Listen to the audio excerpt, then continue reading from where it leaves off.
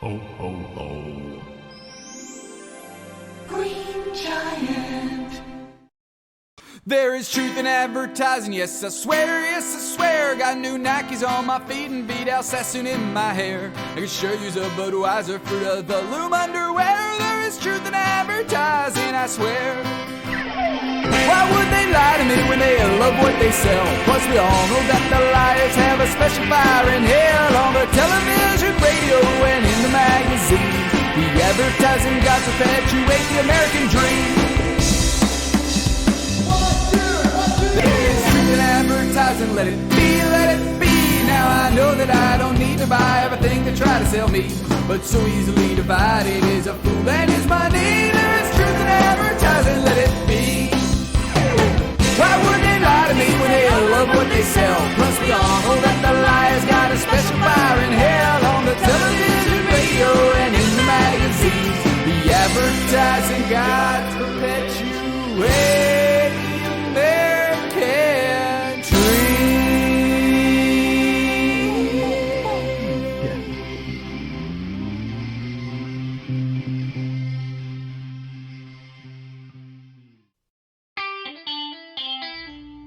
This country shows its appreciation, whether deserved or otherwise, to certain icons through statues. The Lincoln Memorial, Christ of the Ozarks, and of course, the Jolly Green Giant. Yeah, this is a weird one. So, let's rewind and see how we got here, shall we? Our story actually begins in 1903 when the Minnesota Valley Canning Company was founded in Le Sueur, Minnesota. The brand Green Giant Great Big Tender Peas was first used in 1925, but it wasn't until 3 years later that an actual giant was introduced by Carly Stanek. This brand was created in response to the discovery of a new variety of pea, the Prince of Wales. I'm gonna be honest, I didn't know peas had names. That's adorable.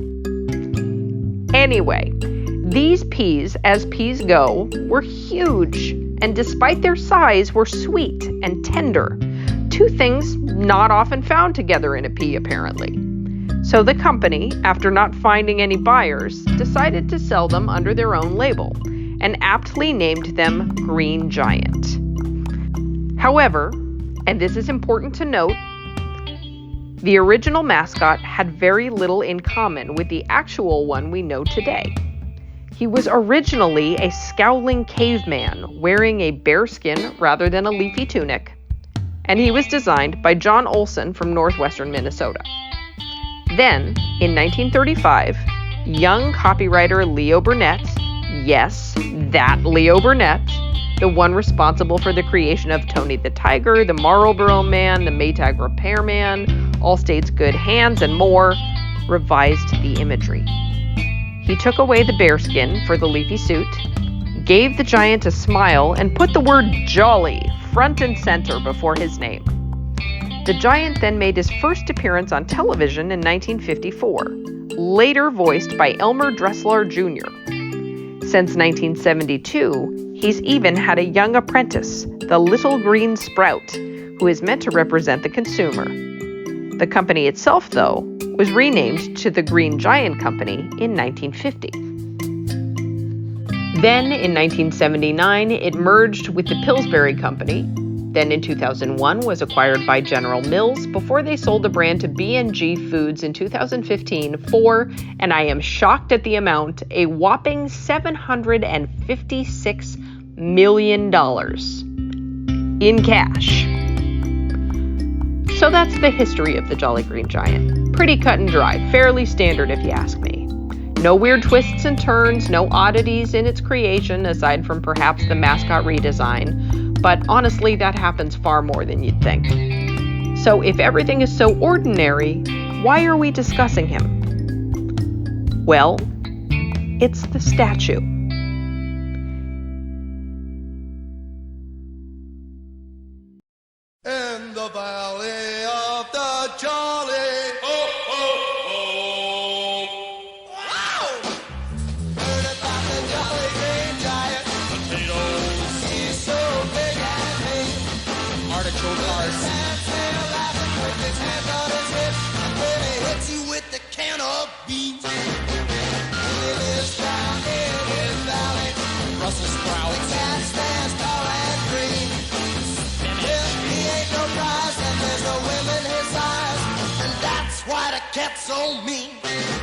In the city of Blue Earth, Minnesota, stands a 55-foot-tall fiberglass statue of the Jolly Green Giant. First unveiled in 1978 and set on its permanent base in July 1979, the statue attracts over 10,000 visitors per year. The statue was the brainchild of Paul Hedberg, the founding owner of the local radio station KBEW. During weekdays in the summer, he would interview people simply passing through Blue Earth on that highway for his radio show. During weekdays in the summer, he would interview people simply passing through Blue Earth on the highway for his radio show Welcome Travelers. And the one recurring thing that kept coming up during these interviews was the traveler's desire to see the Green Giant. So in the late 1970s, when the nation's first transcontinental freeway was nearing completion, the last stretch of which to be opened was the portion surrounding Blue Earth, Hedberg, who was one of many civic leaders instrumental in rerouting said freeway closer to Blue Earth to begin with, saw the opportunity to boost tourism. In 1977, he contacted Thomas Wyman, president of Green Giant, to see if they'd be interested in allowing a statue of the mascot to be erected in Blue Earth. The 4-ton statue was crafted by Creative Display from Sparta, Wisconsin. Work began in 1978, and the statue even features steps so visitors may take a photo standing directly beneath it. Even stranger, perhaps, is how every year during Blue Earth's major summer festival, Giant Days, green footsteps are painted on sidewalks throughout downtown Blue Earth, leading those who follow them to local businesses, and how the Blue Earth Fire Department also gives the giant a bath at least once a year. So sure, he may not be referenced in countless pop culture media, and he may not be as famous as other food mascots, but my guy's got a fucking statue, and I think that alone amounts to something. Tony the Tiger don't got no statue. And the giant isn't without his fame in the media.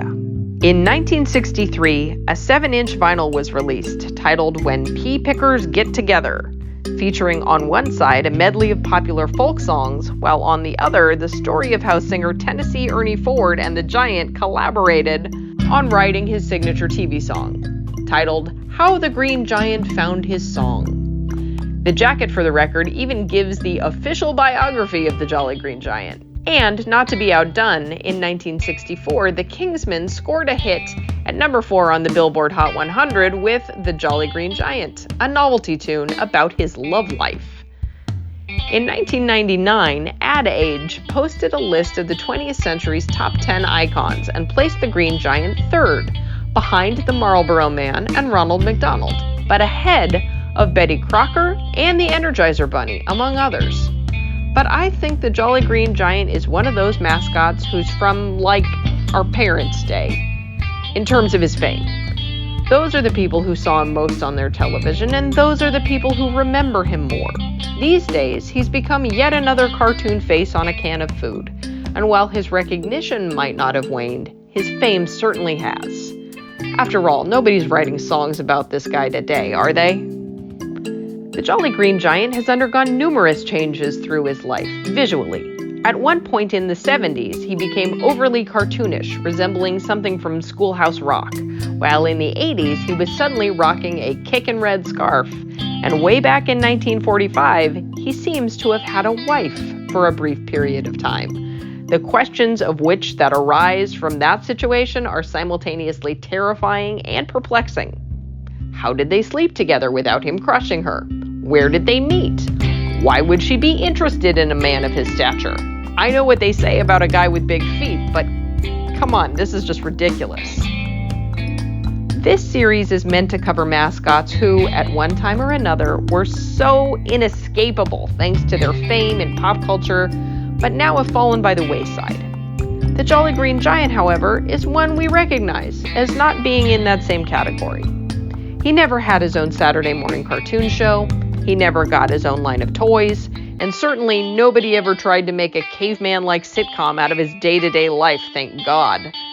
Sure, he got the novelty song treatment, but most of these mascots wind up with at least one of those.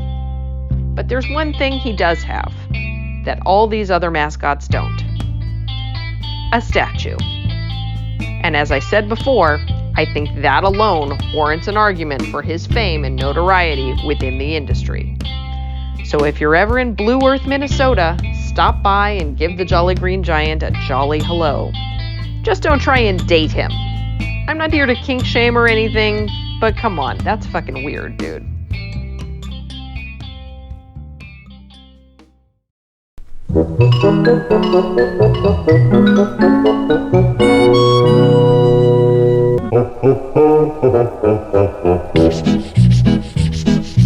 Good things from the garden, garden in the valley, valley of the Jolly Green Giant.